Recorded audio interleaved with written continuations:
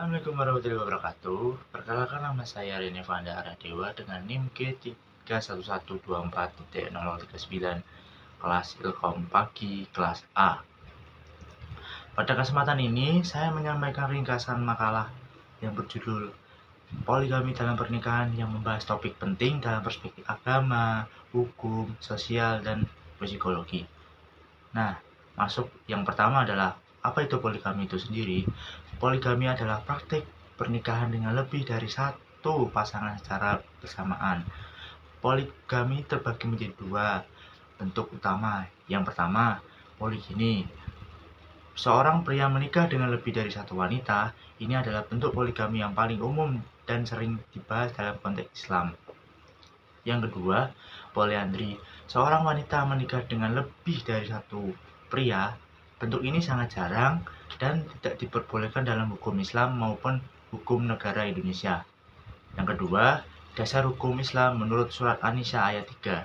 Dalam Islam, hukum poligami bersumber dari surat An-Nisa ayat 3 yang menjadi rujukan utama mengenai kebolehan menikahi lebih dari satu istri dengan syarat keadilan.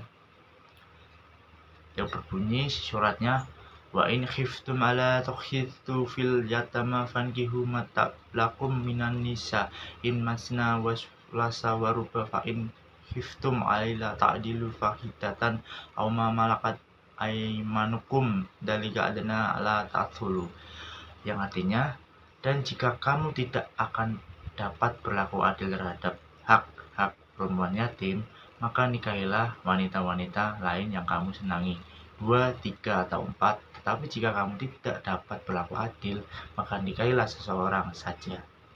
Quran Surah An-Nisa ayat 3. Ayat ini menunjukkan bahwa poligami hanya diperbolehkan jika keadilan dapat ditegakkan.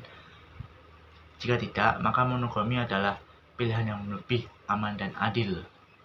Yang ketiga, hukum menurut Indonesia. Dalam hukum Indonesia, poligami diperbolehkan tetapi tidak bebas. Aturannya tercantum dalam Undang-Undang Nomor 1 Tahun 1974 yang menyatakan bahwa suami harus mendapat izin dari istri pertama dan pengadilan. Yang kedua, harus memiliki alasan yang kuat.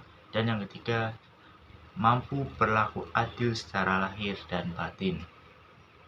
Yang keempat, poligami dalam perspektif sosial dan budaya. Dalam konteks sosial, poligami seringkali menimbulkan polemik. Sebagian masyarakat masih memandangnya sebagai sesuatu yang wajar atau bahkan yang mulia, terutama jika dilakukan untuk menolong perempuan janda atau tidak mampu. Namun, sebagian masyarakat ubar modern cenderung menolaknya karena dinilai tidak relevan dan dengan semangat kesetaraan dan emansipasi perempuan. Budaya juga mempengaruhi praktik poligami. Di beberapa daerah seperti NTB, Kalimantan, atau Aceh, praktik ini masih terjadi cenderung lebih diterima. Sementara di kota-kota sebesar seperti Jakarta, Surabaya, Semarang, dan lain-lain, poligami sering mendapat penolakan dan dianggap tabu. Yang kelima, dampak poligami itu sendiri. Poligami dapat menimbulkan dampak negatif seperti rasa terabaikan dan cemburu pada istri pertama, gangguan emosional pada anak, beban psikologis dan ekonomi pada suami, dan yang terakhir stigma sosial pada istri kedua dan selanjutnya. Yang keenam, pandangan gender dan HAM. Dari sudut kesetaraan gender, poligami dianggap mendukung dominasi laki-laki. Dalam konteks HAM tersendiri, praktik ini bisa melanggar prinsip keadilan dan kesetaraan, terutama jika dilakukan tanpa persetujuan atau tanggung jawab yang memadai. Banyak aktivis perempuan berpendapat bahwa poligami hanya menguntungkan pihak suami, sementara istri kehilangan hak atas pernikahan yang eksklusif dan setara. Namun, sebagian ulama, perempuan, dan akademisi muslimah seperti Aminah Wadud menyarankan agar poligami ditafsirkan ulang sesuai konteks zaman sekarang. Mereka mendorong adanya pembatasan atau reinterpretasi hukum-hukum poligami yang lebih berpihak pada hak perempuan. Yang ketujuh, poligami dan dalam aspek psikologis. Dari sudut psikologis, poligami dapat menimbulkan ketegangan emosional dalam keluarga. Beberapa efek poligami yang umum terjadi pada istri pertama merasa tidak cukup tersaingi cemas, ditinggalkan, bahkan mengalami gangguan seperti kepercayaan diri atau post traumatic stress ringan. Pada suami, merasa terbebani untuk membagi kasih sayang dan waktu secara adil. Tekanan sosial juga dapat mempengaruhi kondisi mentalnya. Pada anak sendiri juga, anak sering kali merasa tidak mendapat perhatian penuh dalam keluarga besar hasil poligami. Relasi antar saudara bisa renggang karena adanya perbedaan ibu. Kondisi ini menimbulkan bahwa poligami bukan sekedar soal agama atau hukum, tetapi juga berkaitan dengan kesehatan mental seluruh anggota keluarga.